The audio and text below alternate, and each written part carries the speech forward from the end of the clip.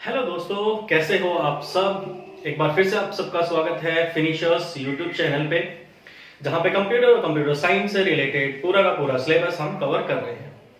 और आने वाली 3 जनवरी को नेक्स्ट संडे को आप लोगों को मैं एक मैराथन क्लास प्रोवाइड कराने वाला हूं, जिसमें हम जीरो से लेके और maximum to maximum advance level तक का सिलेबस कवर करने वाले हैं। अगर आप लोग जानना चाहते हैं कि वो क्या सिलेबस है और हम क्या क्या उस वीडियो में कवर करने वाले हैं, तो आप आई बटन पे क्लिक करके और डिस्क्रिप्शन में एक वीडियो का लिंक मैं डाल रहा हूं, हमारी प्रीवियस वीडियो जो थी, जिसमें मैंने पूरा का पूरा डिस्कस किया है 7 से 8 मिनट के अंदर कि हम क्या क्या सिलेबस उस वीडियो में कवर करने वाले हैं, जो कि आने वाले एचएसएससी के सभी एग्जाम्स के लिए आपको एक साथ एक वीडियो में कंबाइन सारा का सारा डेटा मिल जाएगा। आपको कहीं से कोई बुक खरीदने की जरूरत नहीं है, फिर कहीं से कुछ करने की जरूरत नहीं है। कंप्यूटर के चाहे फिर 2 क्वेश्चन आए, चाहे फिर 10 क्वेश्चन आए, सारे क्वेश्चन आपके एकदम एग्जैक्ट करेक्ट होंगे, क्योंकि हम सिर्फ वो पढ़ेंगे जो एग्जाम में आता है, हम फालतू का नहीं पढ़ेंगे। उसी के साथ आज का जो हम टॉपिक लेके आए हैं वो है बिल्ट इन फंक्शन। पाइथन के अंदर कुछ बिल्ट इन फंक्शंस होते हैं जो पाइथन के अंदर ही होते हैं और वो यूज किए जाते हैं प्रोग्रामर्स जो होते हैं, जो कोड लिखते हैं, जो प्रोग्रामिंग करते हैं, उनके द्वारा उन फंक्शंस को यूज करके प्रोग्रामिंग की जाती है। कैसे कैसे होती है वो आज कुछ हम बिल्ट इन फंक्शंस के बारे में डिस्कस करेंगे। जैसे कि ABS फंक्शन है बिल्ट इन, मैक्सिमम मिनिमम और CMP function, div mod div mod, len range range और round राउंड। हम कुछ इन बिल्ट इन फंक्शंस के बारे में पढ़ने वाले हैं। जितने हम इस वीडियो में ये बिल्ट इन फंक्शंस कर रहे हैं, 1 2 3 4 5 6 7 8, इतने के करीब आपके बिल्ट इन फंक्शंस और बच जाते हैं, जो हम नेक्स्ट वीडियो में देखने वाले हैं। तो सबसे पहले फुल फॉर्म क्या होती है, देखो, built in functions are the functions. जो बिल्ट इन फंक्शंस होते हैं वो एक तरह के ऐसे फंक्शन होते हैं that are built into Python, जो पाइथन के अंदर ही बनाए जाते हैं, पाइथन के अंदर ही बनते हैं। Can be accessed by the programmer, और जो प्रोग्रामर्स होते हैं वो उसको एक्सेस कर पाते हैं। या आप भी अगर पाइथन प्रोग्रामिंग करना चाहते हो अपने कंप्यूटर के अंदर, तो आप भी इनका यूज करके प्रोग्रामिंग कर सकते हो, सीख सकते हो। सबसे पहला बिल्ट इन फंक्शन होता है ABS। It returns distance between x and 0 where x is a numeric expression।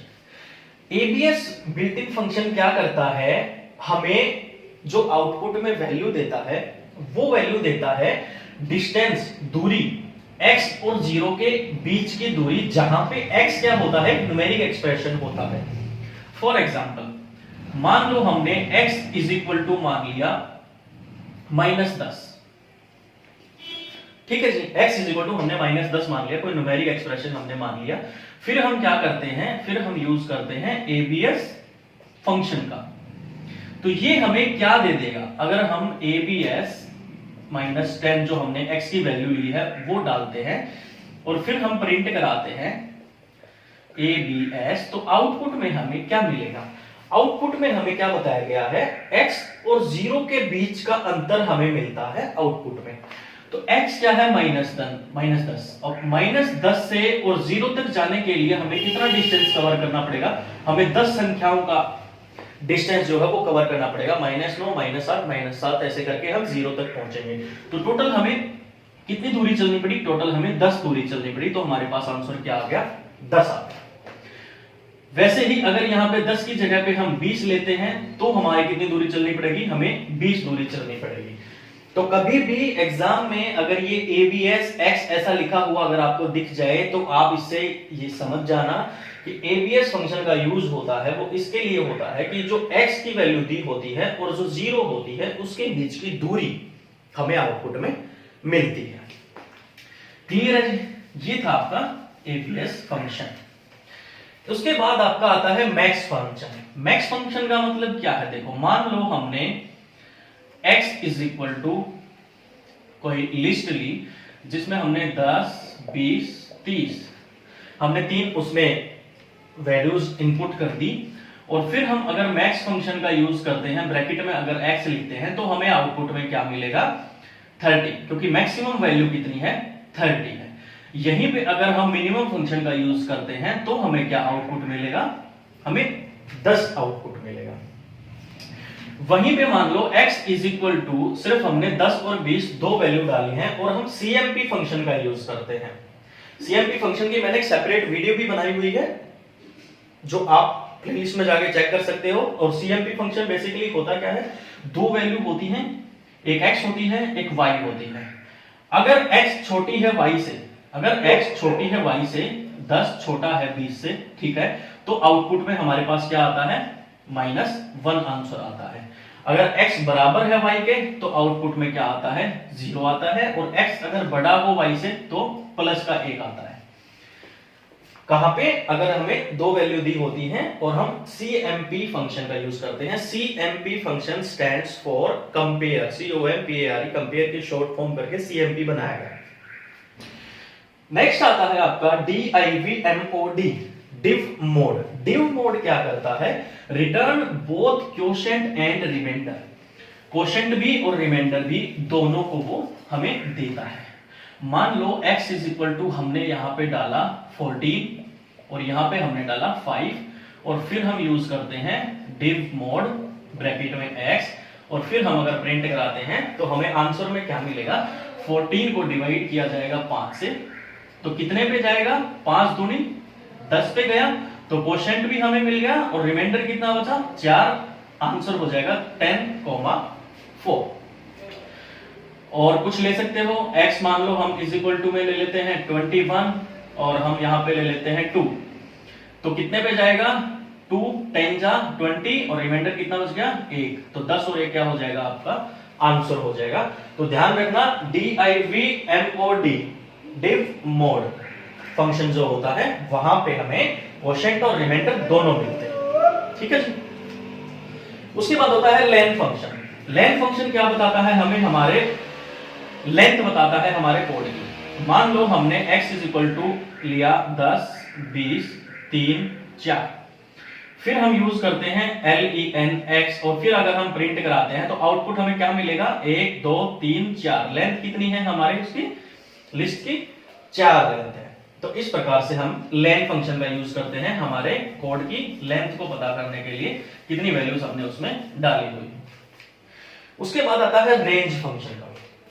Range क्या करता है, एक कंप्लीट रेंज बताता है, यहां से यहां तक, यहां से यहां तक, 0 से लेके 10 तक, 0 से, फॉर एग्जांपल हम मान लो x इज इक्वल टू लेते हैं 10 और हम यूज करते हैं RANGE रेंज फंक्शन का, ठीक है। अब उसके बाद अगर हम जब प्रिंट कराएंगे रेंज x करके, x की वैल्यू 10 ली थी तो हमारे पास प्रिंट में क्या आएगा, 0 1 2 3 4 5 6 7 8 और 9 आ जाएगा। क्यों, क्योंकि रेंज कितनी है, 0 से लेके 9 तक और टोटल कितनी है, 10 है। नेक्स्ट है आपका ROUND, round function. Round function क्या करता है, इट रिटर्न्स फ्लोट, हमें आउटपुट में जो है it returns float x rounded, x की जो भी वैल्यू दी होगी। राउंड फंक्शन में दो चीजें होती हैं, एक x होता है और एक n होता है। यहां पे लिखता हूं मैं राउंड ब्रैकेट में x, n, फिर मैं लिखता हूं राउंड x मान लो मैं मान लेता हूं 45.5 और n मान लो मैं मान लेता हूं 2 मान लेता हूं, ठीक है।